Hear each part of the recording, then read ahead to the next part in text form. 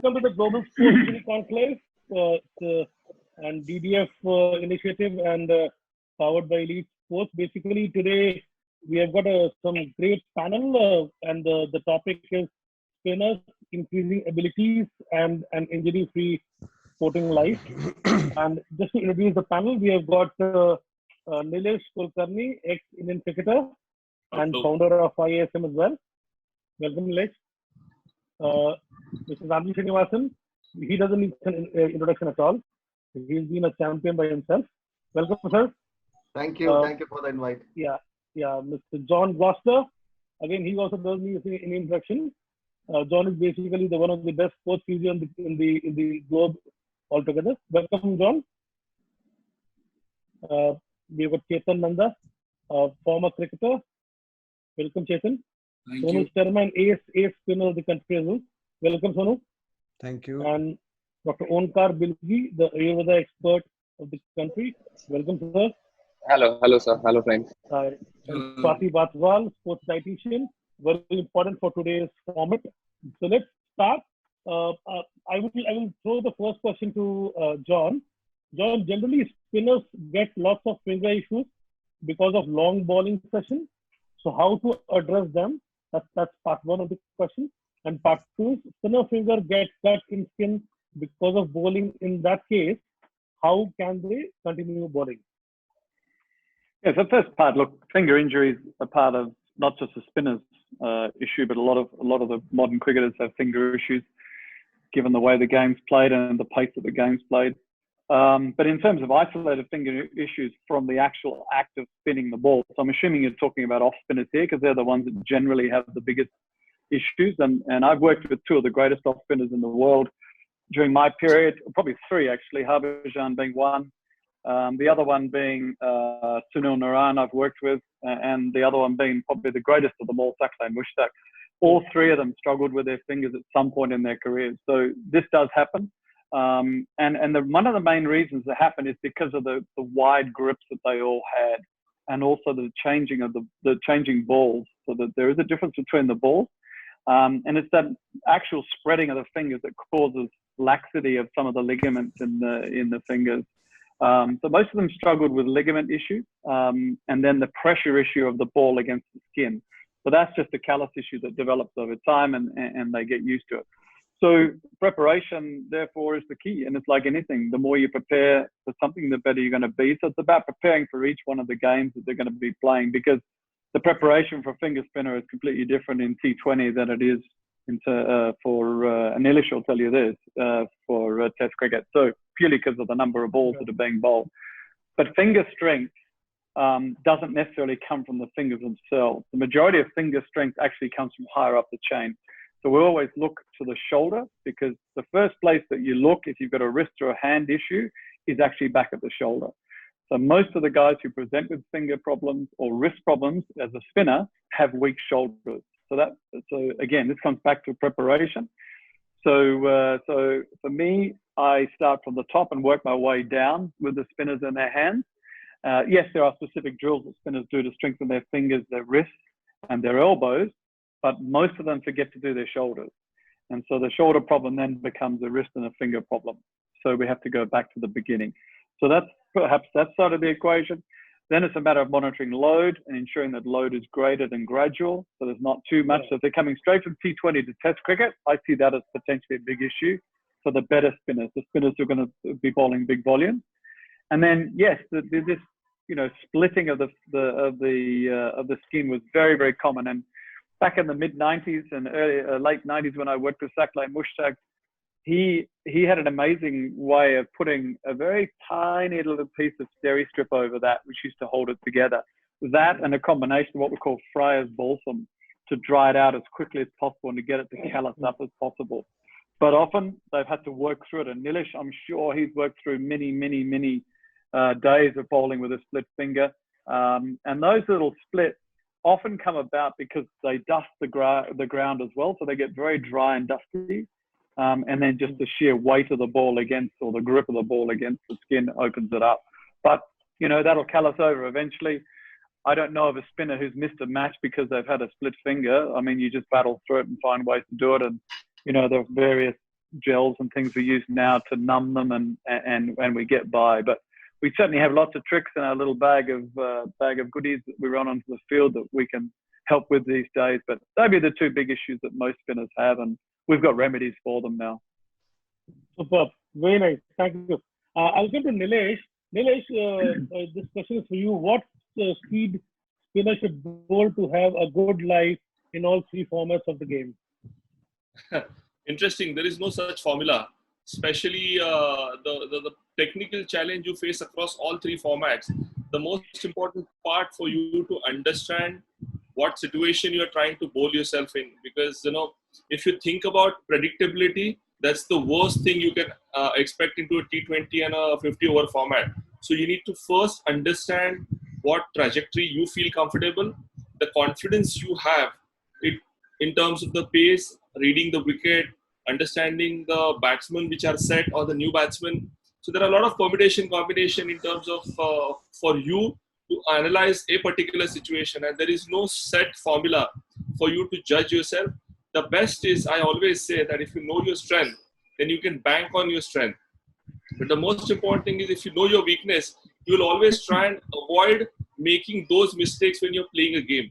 So I think the best part about learning for spinner is to understand your strengths and weaknesses first, because when you're approaching a game, especially a high intensity pressure game at the international level, you are expected to just deliver. The process begins much before your mental and your physical. Your process actually helps you deliver when you're performing at the international level. So my only submission from a set formula, there is no such set formula.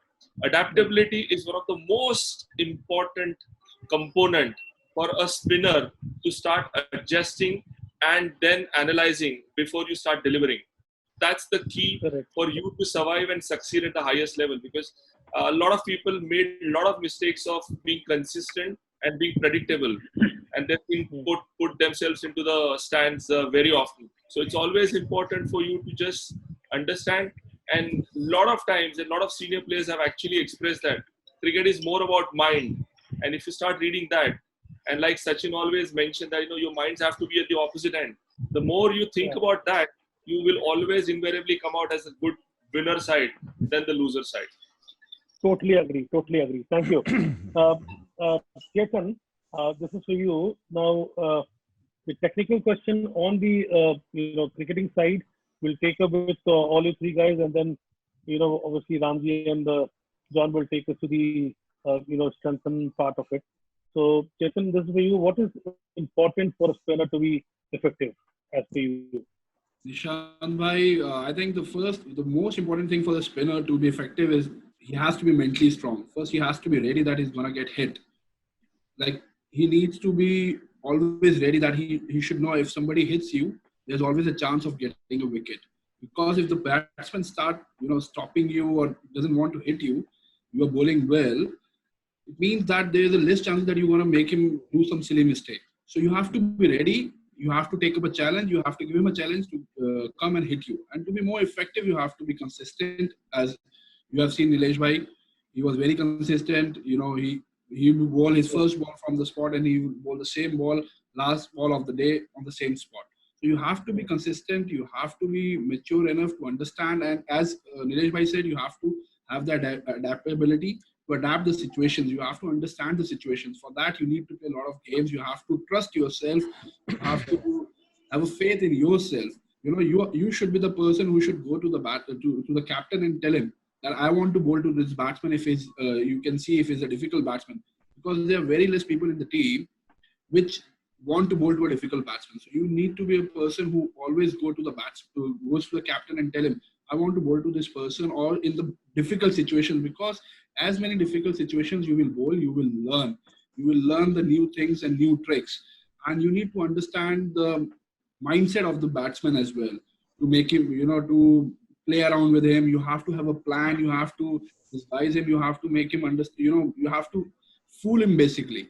So for me, and for one more good thing, important thing about being a spinner, you have to be a very good, it's gonna sound a little weird. You have to be a good geographical student. You need to when you're playing a good cricket, not like local cricket. When you start playing first class cricket, you need to be a very good geographical student, because you should understand what kind of soil you're gonna get on what kind of in places.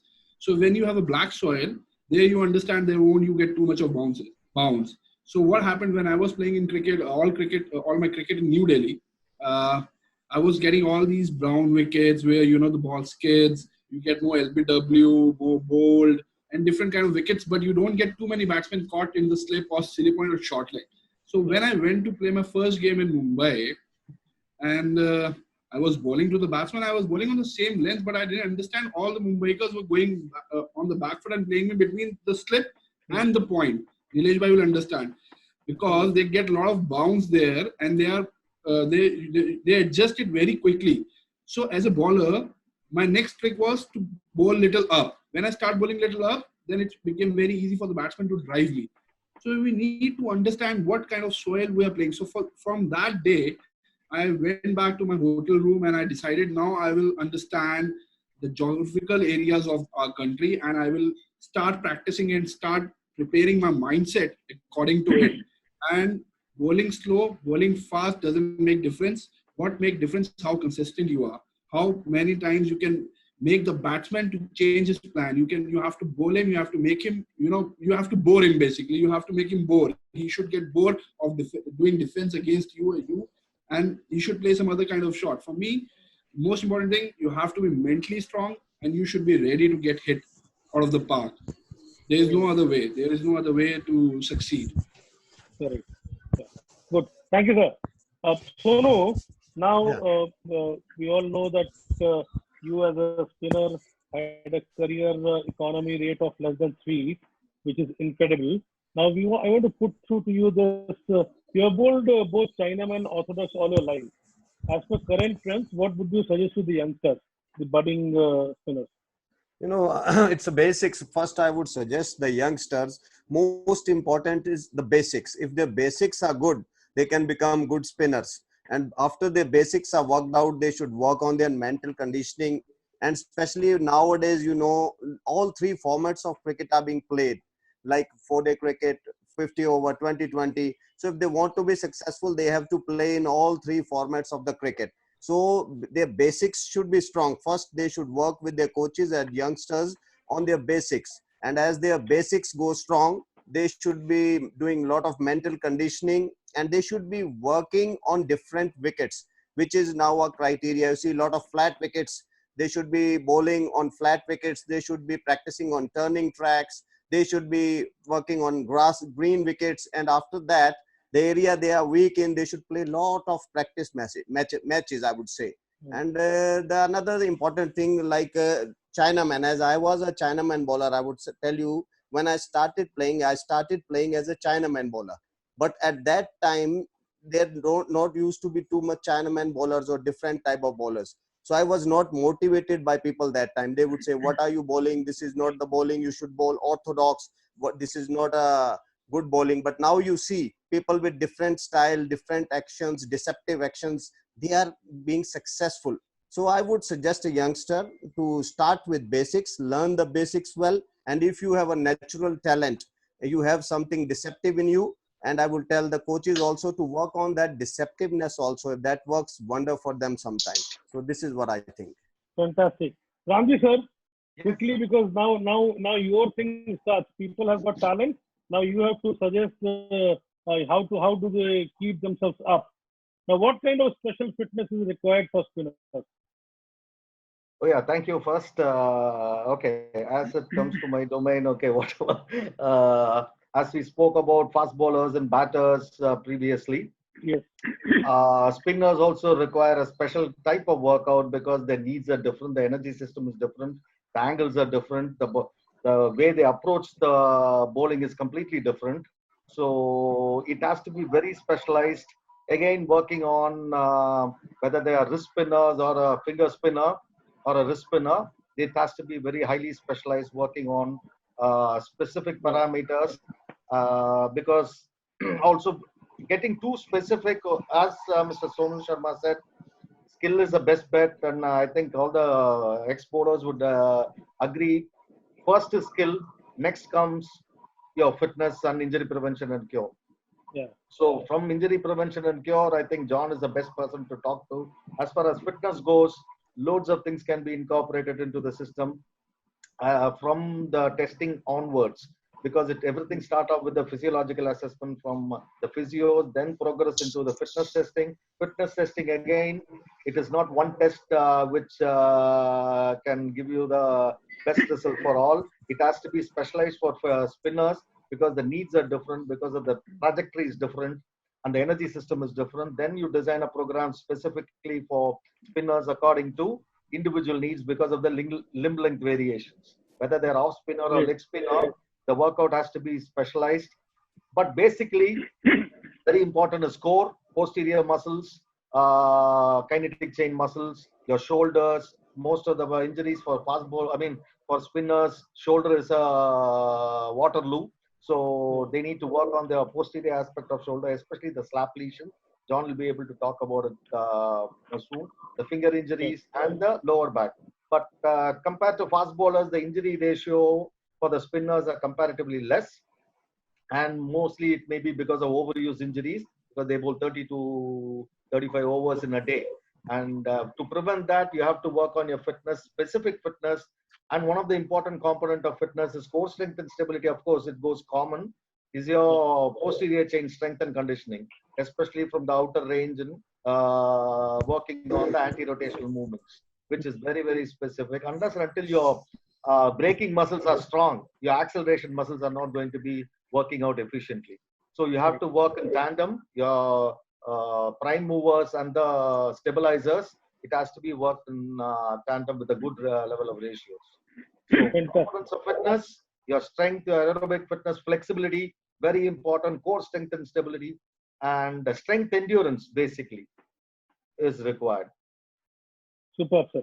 Let me also welcome Maninder Singh. Welcome, Manipa. Thank you. Thank you. Fantastic. Manipa, this is a panel. We'll just tell you, we have got Mr. Nilesh Kulkarni, we have got Mr. Ranji Srinivasan, Nanda, Sonu Sharma, we have got Dietitian as Swati Bathwal, we have got Ayurveda expert Onkar Bilgi, and world-renowned Physio, we have got John Gloster as well. So hi to everybody. Hi. Hello, Paji. Hi. Cannot see him. Yeah, I think this video is not working, so we'll have his expert advice quickly. Now, the first thing is, I want to ask Manipa, how can any spinner improve their accuracy and develop different trajectory, the flight? I believe in a formula called KISS, keep it simple, because, these days there's so many things on the computer, laptop, videos. But, in our time, I remember Bishan Paji used to tell us, the more you bowl in the nets, the better you get. And, what are we talking about? The strength, strengthening of the shoulders, strengthening of the fingers. I think the more you bowl, the more you strengthen your muscles. Because I remember watching Kapil Dev, and, he was a fast bowler and he never had an injury in his life. And what he used to do was bowl a lot in the nets. By bowling a lot in the nets, what you're basically doing is you're strengthening the muscles that you really require for the art that you have. And I think that's the best way of keeping fit. I mean, yes, as far as I'm concerned, I used to do push-ups, I used to do sit-ups, make my abs strong, make my back strong, which is very important. But, these days we are going to the gym and, I've noticed that these boys, they've started making good bodies, which look very good.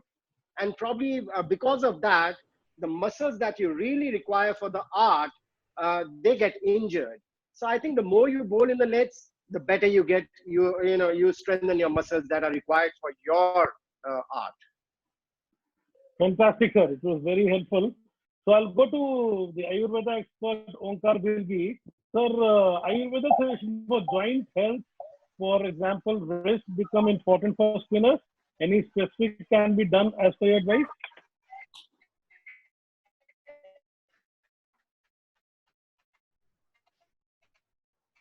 Was I audible? No, can't hear.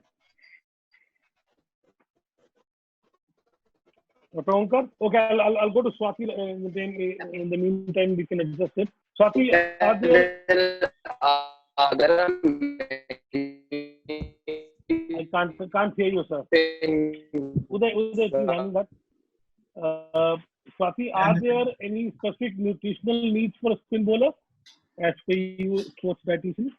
Yeah, Nishant, obviously, a cricketer's diet and nutrition plays a very, very important role in the way they perform. And to begin with, I would like to show the difference between a spin bowler and a fast bowler, because a fast bowler is more like an athlete in the team. So the requirements for energy is quite high.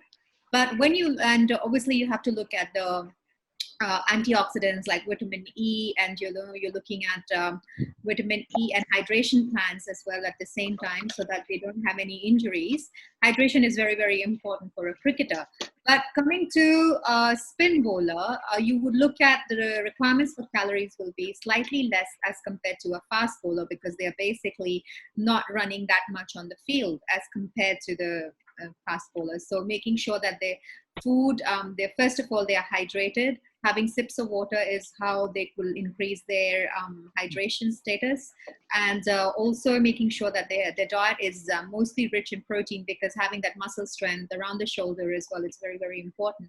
But having said that, including carbohydrate foods which are low GI carbohydrate, not like fast acting. If fast acting carbohydrates are like glucose and jellies, where you want to give the glucose directly, and that is higher in a fast bowler as compared to a spin bowler. So for spin bowlers, you would give like a low GI carbohydrate.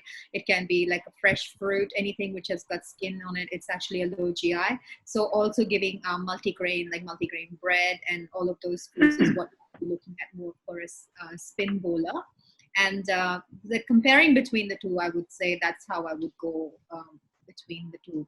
So it's like you're giving less calories to a spin bowler as compared to a fast bowler. Fast bowlers' needs are higher as compared to the spin bowler, and increasing more protein requirements for them, along with hydration. Fantastic, super. Dr. Bilgi, can you hear me? Yeah, I can hear you. Fantastic, sir. So same question. So I repeat, or you're okay to answer? No, I'll just answer, just taking things ahead from the experts. Spinners, according to me, are those part in the cricketing field who are using actually both sides of the brains. Though you might feel they are not putting more efforts in terms of running, but their efforts on the field are quite evident. We have to see it. We are experiencing it in India.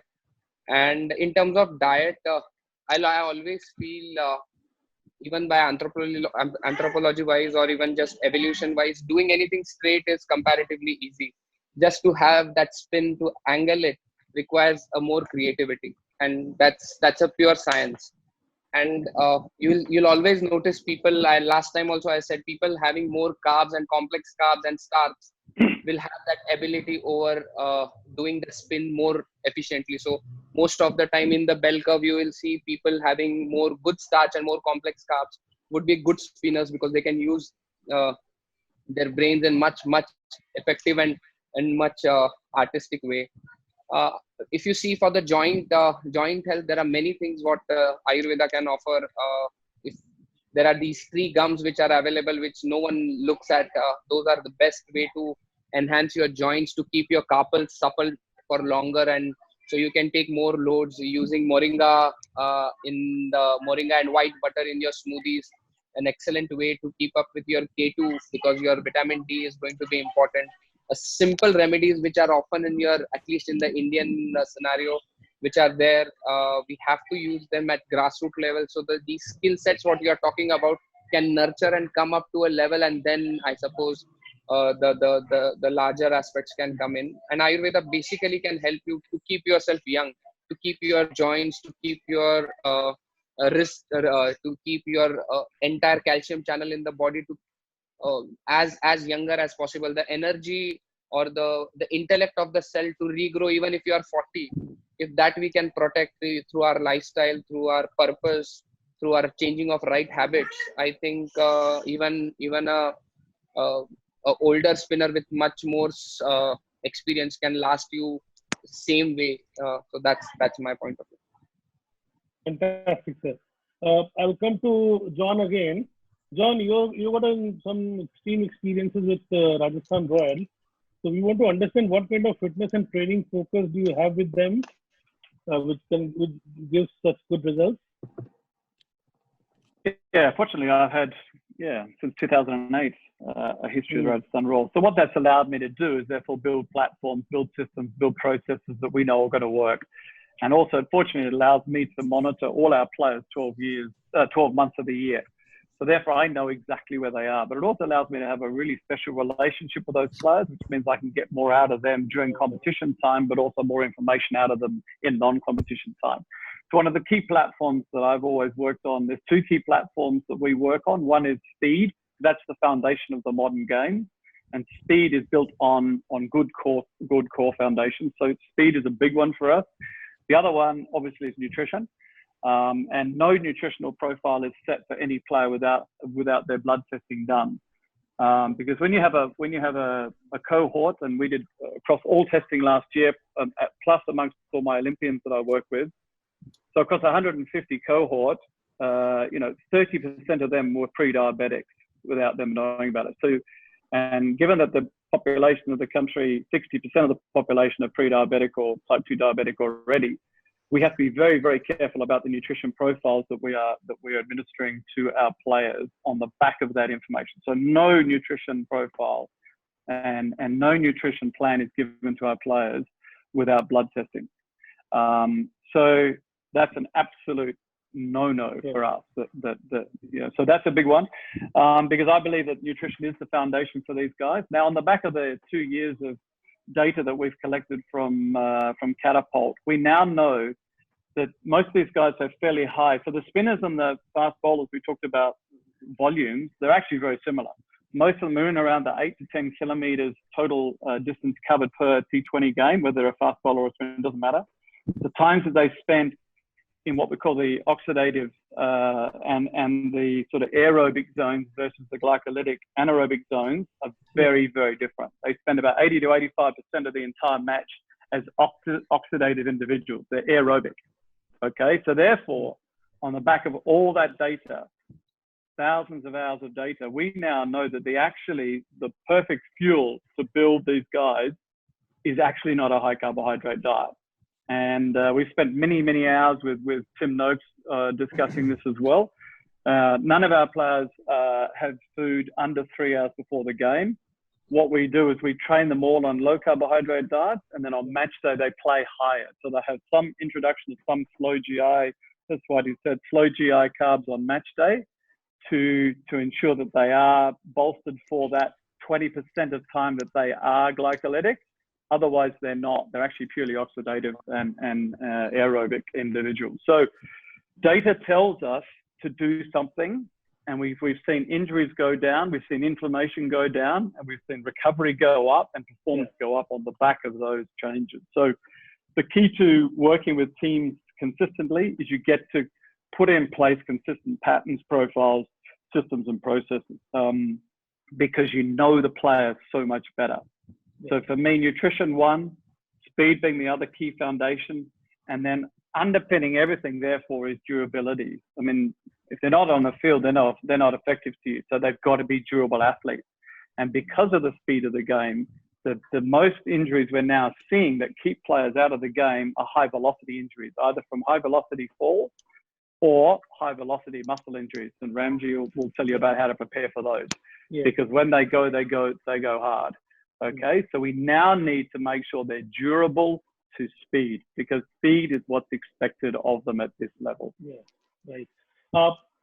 We have normally seen Varun around good performances and some small injuries. How do you handle, or how do you have a special plan to handle him when he's there during the season? Yeah, Varun. Yeah, look, Varun's been very unfortunate throughout his whole career, but the one thing you've got Varun is you've got him 100% committed to you and whatever you give him. And I'm very, very fortunate to work with someone like Stephen Jones, who's now worked with Varun for the last 18 months and really remodeled the way that he approaches his training and what is specific for his individual physical traits. And I think that's where we need to be very, very smart these days, is we train players according to the individual. So, he's not necessarily a heavyweight trainer. He's a very, you know, what we call tendon-driven athlete. So we work on a lot more isometrics with him, maintaining his tendon stiffness so he maintains his speed.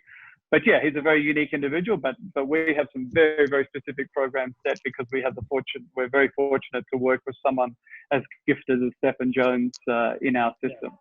You know, so I'm very also fortunate to have worked with Ramji in the past, and I know that Ramji and I are very similar in the way that we think as well, that we treat the individual.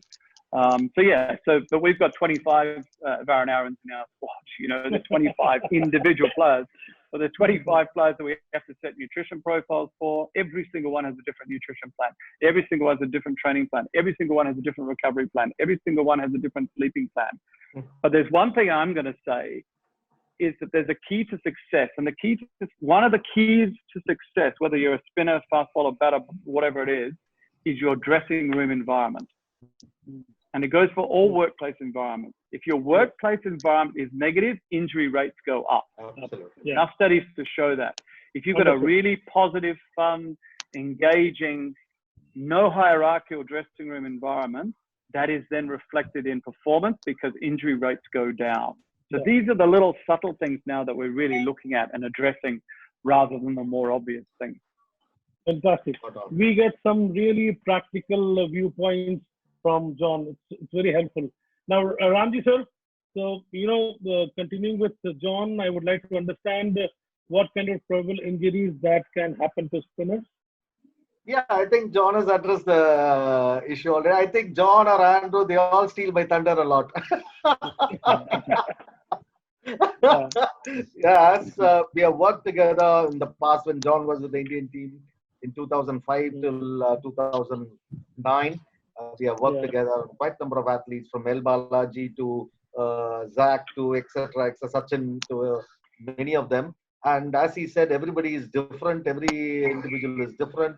It has to be treated in as a different entity because there is, as I keep telling that everybody is like a thumb impression.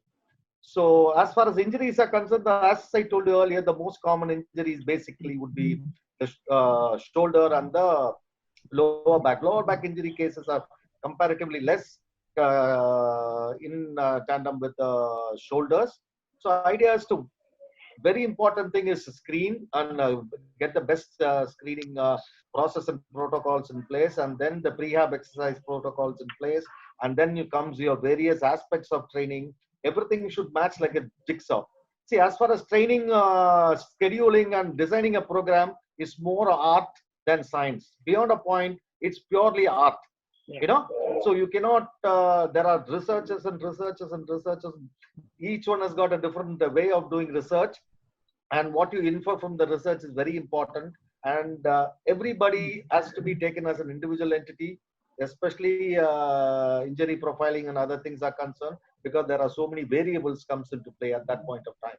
So take injury as a physio's domain, completely a physio's domain. Then we come later, you know, because there is a small quote or what is said this: physios prepare, trainers prepare, and physios repair. You know? Actually, Nishant, nowadays I don't know the trainers whether they prepare or not.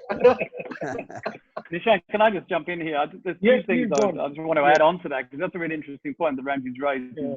When you ask the question now in the modern day dressing room, who now is the most important person in the modern day dressing room? It's no longer the coach. I'm sorry for all the coaches out there, but at the end of the day, your ability to execute your coaching strategy on the field is determined by Ramji and possibly by the physio. Because if they're not adequately prepared and physically able to therefore execute the plan of that coach, then all the coach's best laid plans can go out the window. Yes.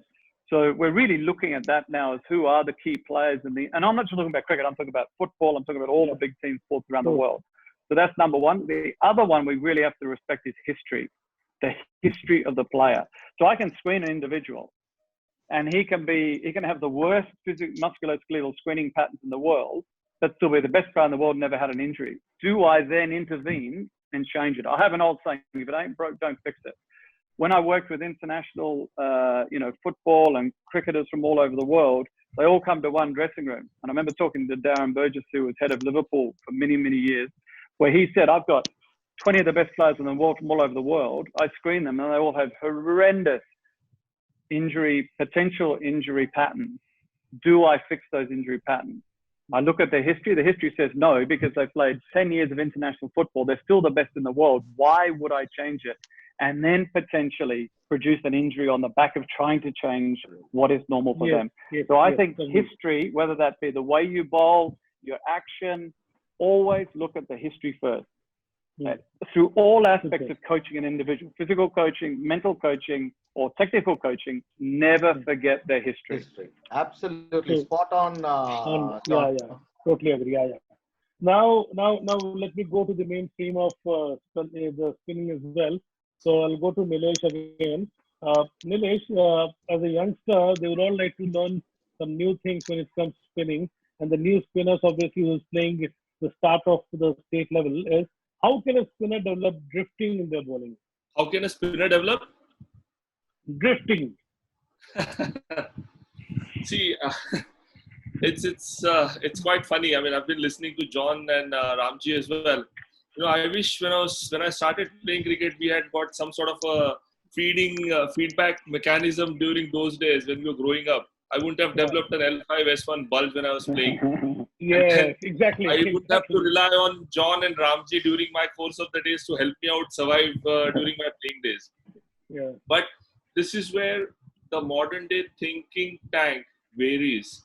And one of the things from a drifting perspective and a technical perspective, you're asking a wrong person. You have the best person available on this platform, Manipa, who had the best drift in the entire Indian left arm spin trajectory mode. Who would probably, when he was bowling, and I have personally seen that, it would just give you a sound like a when the ball was coming.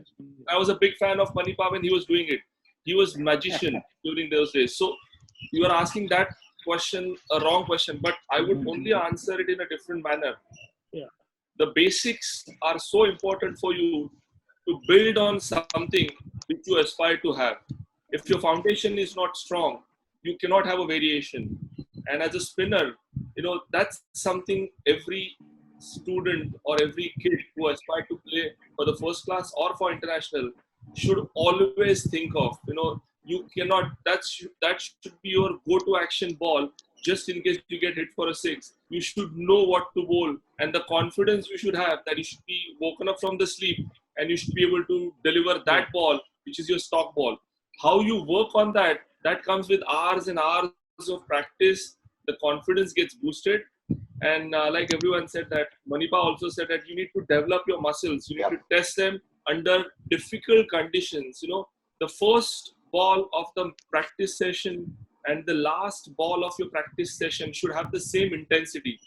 The first ball of the match and the last ball of the match should have the same intensity. That means you have achieved that desired body mechanism feedback when you're bowling and you're not thinking about your tiredness. If you're physically tired, you're mentally tired, and then things will not come out the way you want to. So I think it's a process for a lot of youngsters who are aspiring to be good.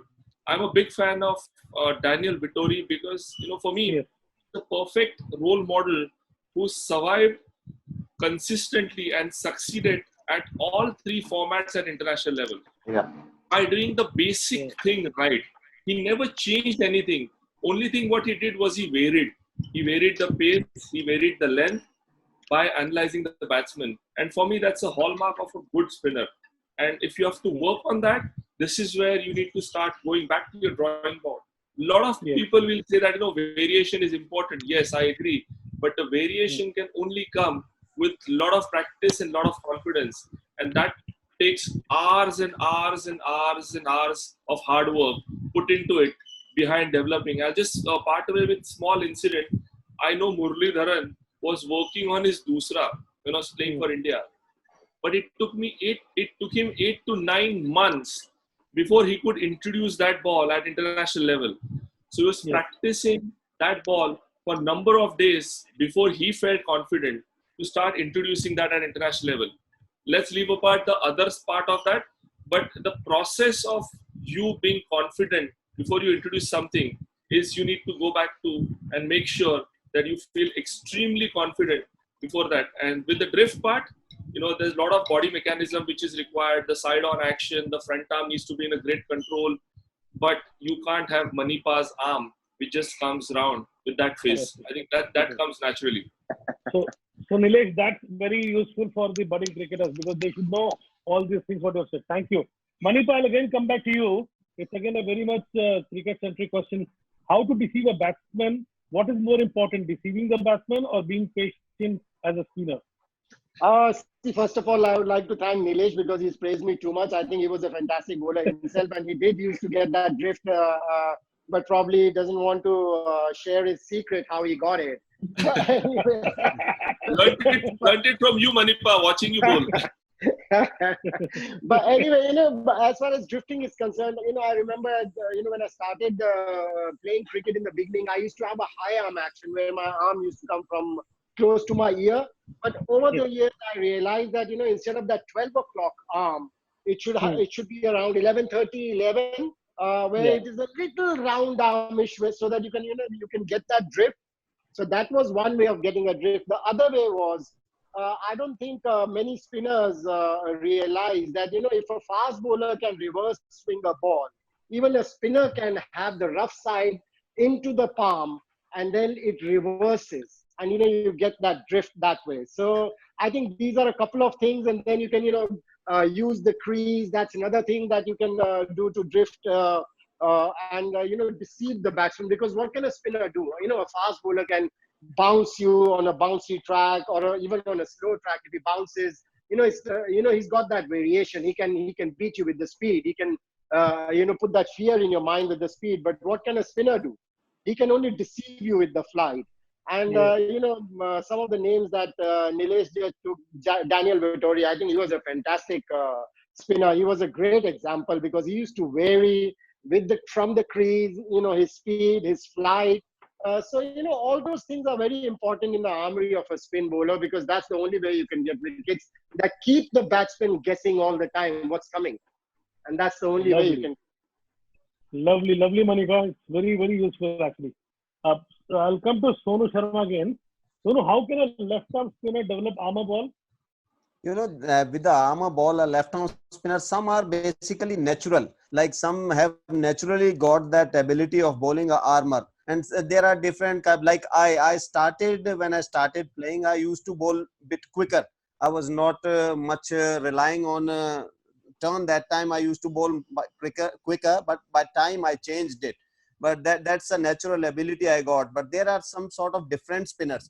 For instance, if like you say, Rahul Sangvi used to bowl, he started bowling. His bowling style was different, like bowling too much in the air. So he has to learn to bowl these what you call fast armors. So I had a natural ability. I would suggest they should, the youngsters, basically they should start with basic and then add this armor into their weapon by bowling too much practice, like Manipa said, practicing too much single wicket or on a flat tracks, like going sideways they can do with using the crease. And another most important thing bowling a armor, I would say there are two type of armors you bowl.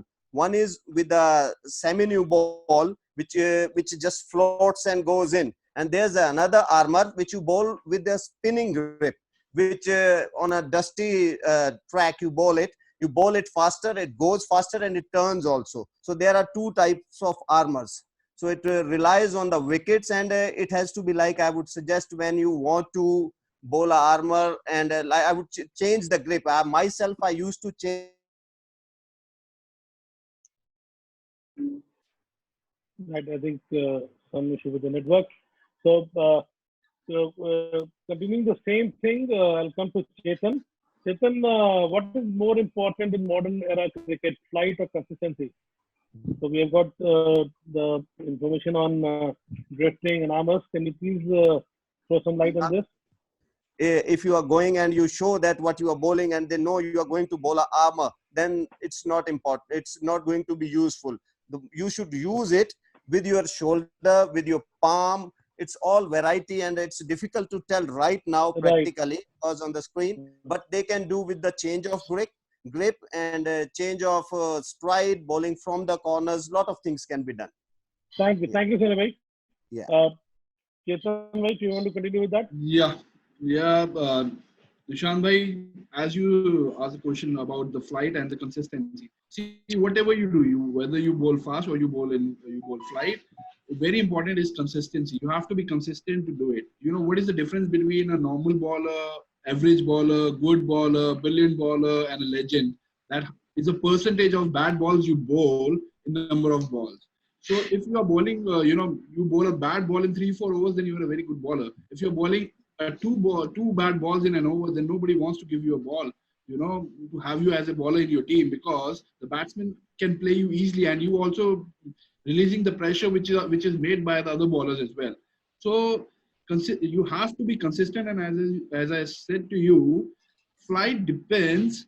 You should understand the geographical aspect again, because like when you play in south, the wickets are slow. You have to go a little quick to deceive the batsman. When you are playing in west part, you have to have a good flight, or you have to have a very good speed, which is not very fast, or has to be not to be very slow.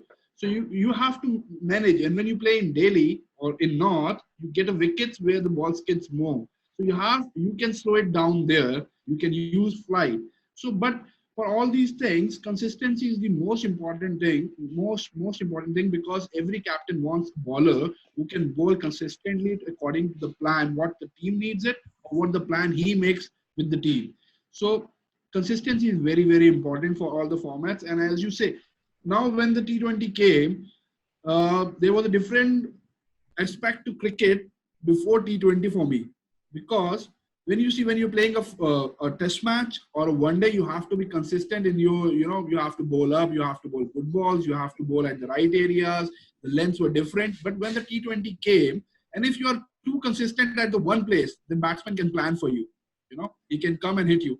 I asked Dhoni bhai one day that the Craig White was bowling leg spins in India, and nobody was able to hit him, because he told me a very good thing. He said, actually, he doesn't know where he's going to bowl, so how I will plan to him to hit him.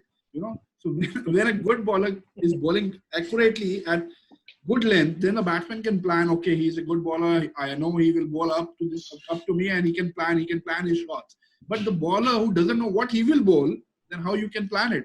So in T20 cricket, you need to be consistent to bowl bad as well. You need to know that you can bowl a ball on which you will get hit for a cut, or you can go into the body as a short ball. A lot of people want to hit you as try to hit you full, but they should not get the leverage. So when the T20 came, there's a different thing also came for me to understand how to bowl a bad ball in a good area.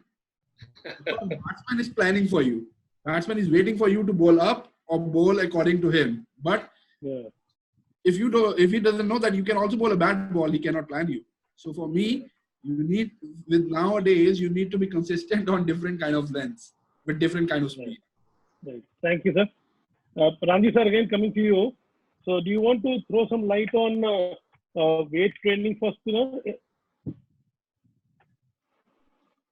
Mute. It's okay? Yeah, please go on. Okay, that's a $1 million question again. Okay, recent trend is to do loads and loads of weights training. As I'm a very strong, maybe a bit on an old-fashioned side, as developing muscle memory is concerned. I have loved them to develop muscle memory as far as a bowler or a batter is concerned. That is of critical importance.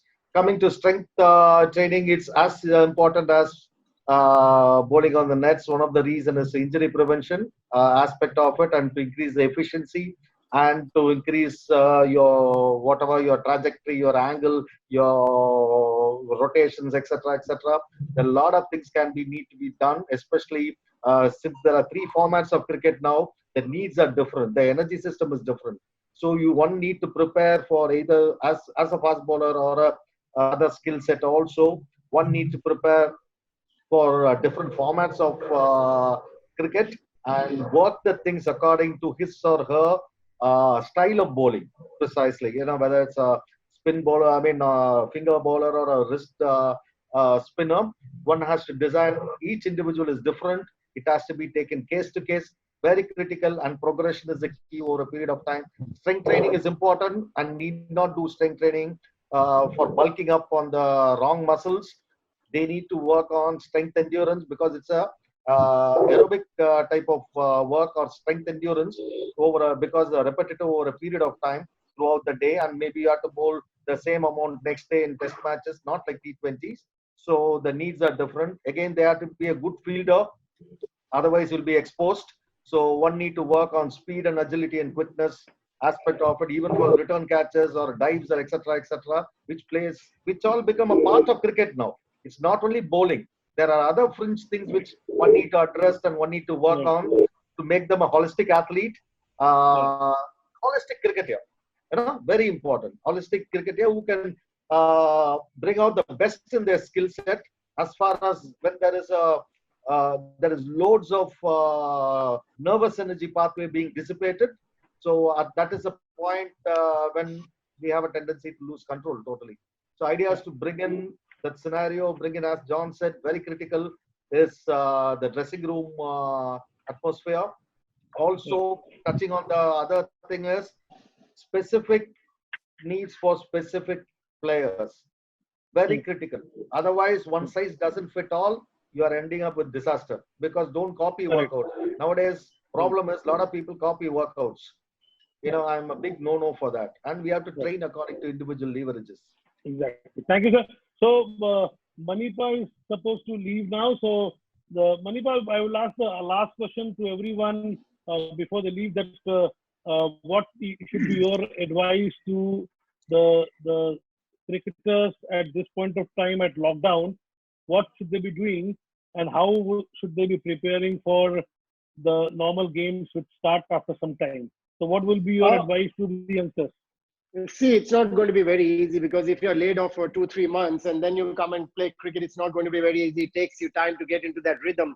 But I think if you're mentally there, mentally strong, and you keep yourself mentally fit, I think that is an easier way of coming back quicker than the others. And I think that is what good players are. That is the difference between good players and great players. So the most important thing at this time, I would say, is the meditation. I'm sure, all these boys are doing some kind of fitness at home. They would be given some work by the Johns and the Ramjis, because, the boys these days are very lucky to have experts like Johns and Ramjis these days, who can, give them advice. And at times like this, how to get their fitness, keep their fitness going. But I think mental fitness is very, very important. So if you keep yourself mentally fit as well, I think it will become easier after, come back from the lockdown. Fantastic. Thanks, Mani, for joining us. We'll see you sometime more soon. Bye. Cheers. Thank you. Thank you. Dr. Onkar, I'll come to you. Suggest one important thing for spinners to be the best.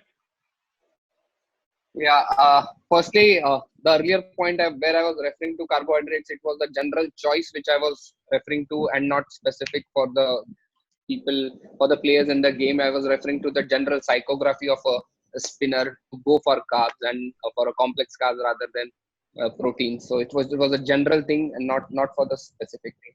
Yeah. And as during the lockdown, my same thing I would stress on meditation, or what you call visualization. If you can do anything around 5 to 12 minutes of a meditation session, or your immediate challenge overcoming session, what I call, like, what these spinners have their own challenges in terms of going through a game. If they can actually meditate and control the breath and actually visualize an entire process, that's going to be key. And physically, to maintain the right gut health, it's going to be the key. Use Ayurveda for maintaining gut health. Don't just believe in the probiotics. They are going to help to a certain extent, of course, but to make the right output from the good gut health, use Ayurveda. It will help you to be at 25% more from what you can actually see in that 100% of yours. Thank you. Superb. Swati, again, one point. What is the most effective nutrient strategies for bowlers to prevent injury and perform better? I believe, I personally think also it's vitamin D, Nishant, which is really, really important at this stage because a lot of athletes, or even if you look at cricketers as well, they run low on vitamin D. So, and we all are at home and we have got access to sunshine, so we can enhance our vitamin D. And during this time, actually making yourself mentally stable, increasing your, your mental health is very, very important, and to build your immunity. So vitamin D is going to help you with your immunity as well, and it's going to reduce insulin resistance. So it's going to stop you from craving foods. So watch your extra snacks, everybody. Make sure you do not gain weight because you won't be eating what you are during the competition. So watch your calorie intake.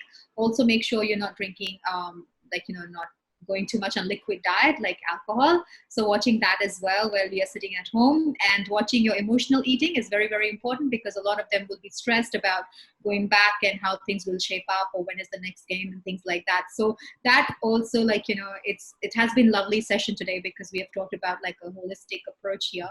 So mental health is very, very important, and that impacts your overall food intake as well. So make sure you are not snacking extra. And the most important thing, along with vitamin D, is to stay hydrated. If you are inside the house, it doesn't mean that you don't need water. So make sure you are hydrated, get some vitamin D, build your immunity so that once you're back onto the field, your immunity is strong and you are not snacking extras during this time, and stay away from liquid diet. Thank you. So this is the last, one line I would like to take from everyone. I will start with Nilesh. Nilesh, sir, what should be your advice to the budding cricketers at this lockdown point? What should they do the best so that when they come to the mainstream time of the game, they should have the least roadblocks to play on well?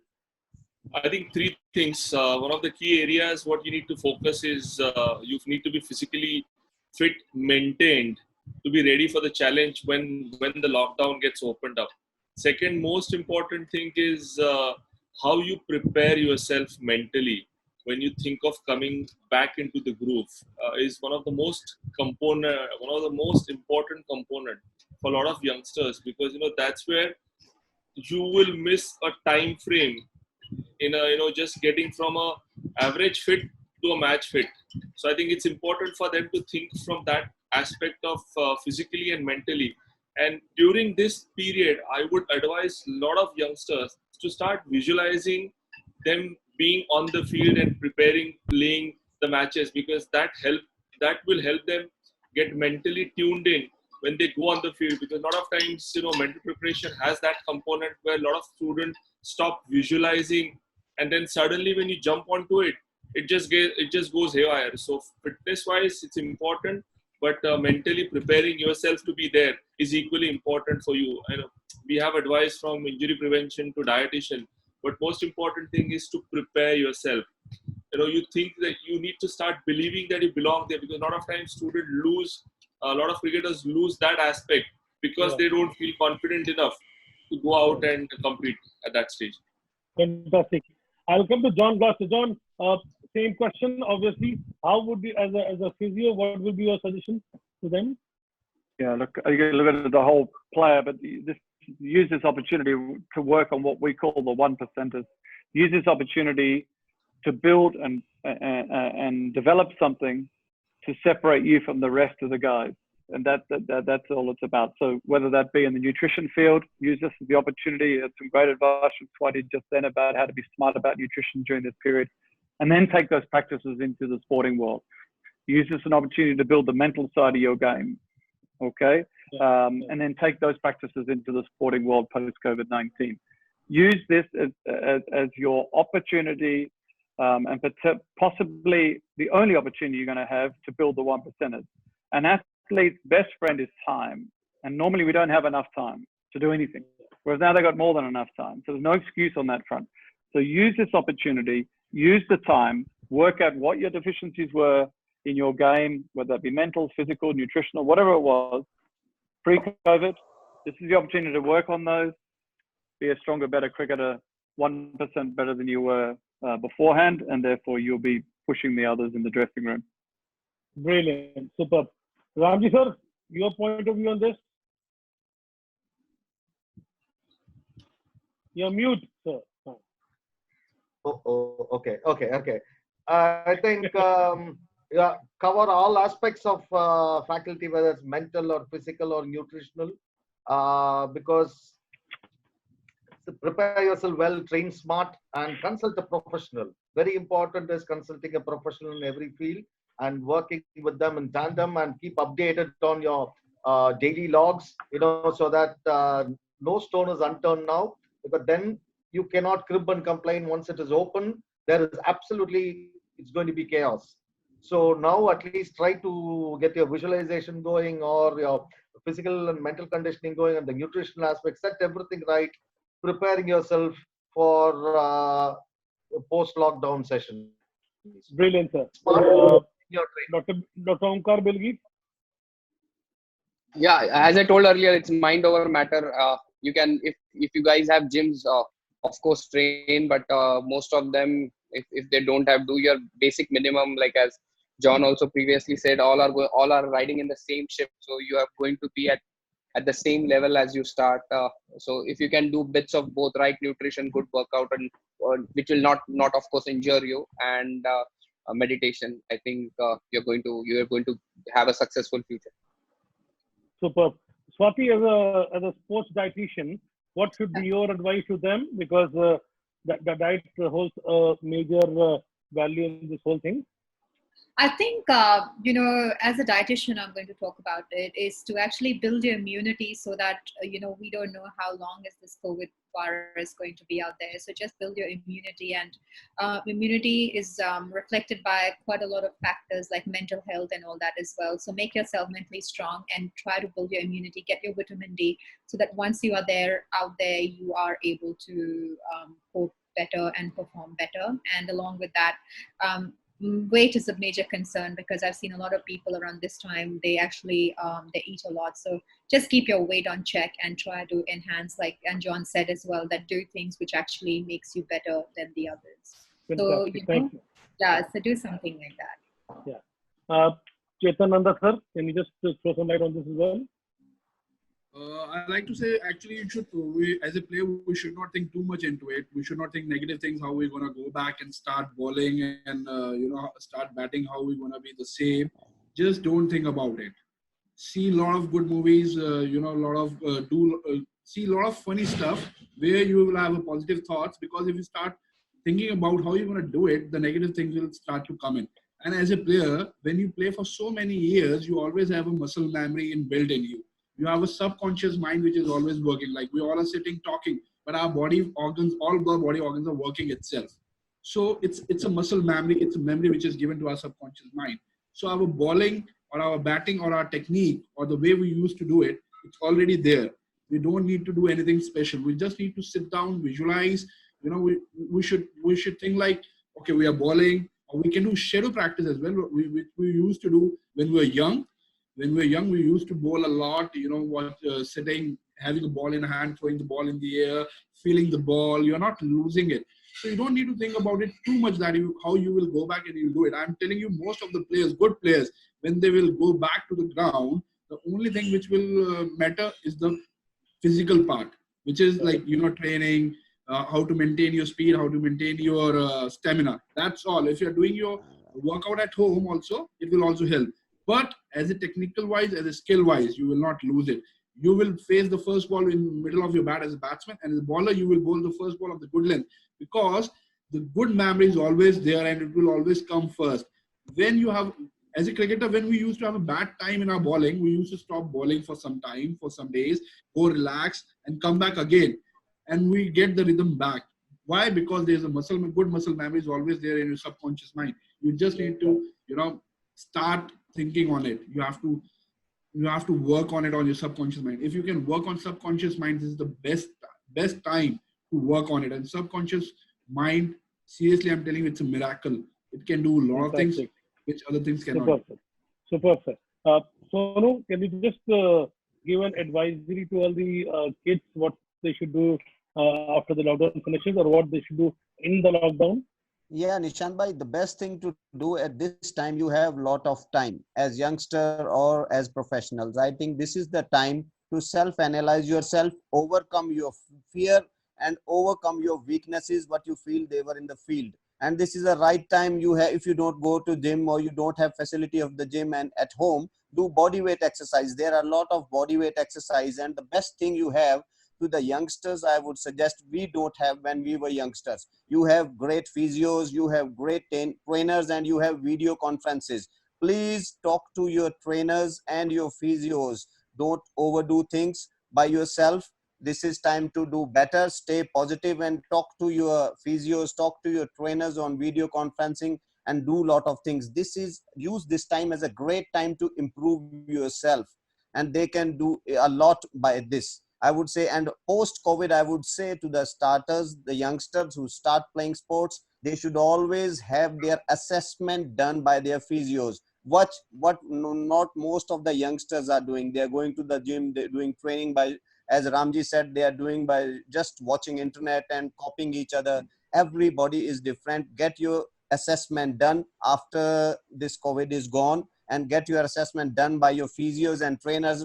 Physios are not only just to heal you from the injury, they are also to protect you from the injury, that you don't have injuries, you are successful. So treat your physios and trainers like anything, and stay healthy, stay positive, and work hard. Thank you, Sonu bhai. So Yeah. GSIC talks about all PIM. It's called prevention of injury, identification of injury, and management of injury. We had some incredible sessions. Thanks to each participant.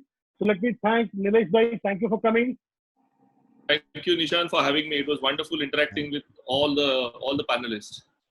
Yeah, Thank you. another stalwart, Ramji Srinivasan sir. Thank you, Anna. Thank you, see you Nishant, soon. and thank you all. Thank you for the invite. Thanks, Thanks. John, for your special time to come in. It was a great Thank one. you.